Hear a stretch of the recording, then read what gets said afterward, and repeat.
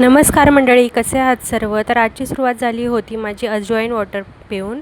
त्याच्यानंतर डब्याची लगबग सुरू झालेली. डबा बनवून द्यायचा होता, तर आज वांग्याचा ठेचा बनवायचा होता. तर तेच वांगे आधी भाजून घेतली छान आणि त्याच्यानंतर मग पूर्ण फोडणीची तयारी करून घेतली. सगळं एकदमच तेलामध्ये फ्राय केलं, कारण एकदा मी असंच भाजत होते तर मिरचीची बी होती ती मला भाजली होती. त्याच्यामुळे मी आता काय करते, सगळं एकदमच भाजून घेते. मग हळद मीठ वगैरे सगळं टाकून छान परतून घेते आणि नंतर मग थोडंसं अजून मऊ होण्यासाठी मी प्लेट झाकून ठेवली होती थोड्या वेळासाठी. आणि सगळे मसाले मी एकदमच टाकून घेतले. हिरवी मिरची, लसूण, त्याच्यानंतर जिरा, हळद, मीठ चवीनुसार.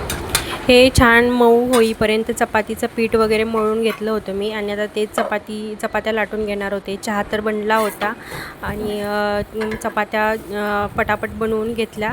त्याच्यानंतर जो ठेचा हे करून घेतला तो थंड करून घेतला.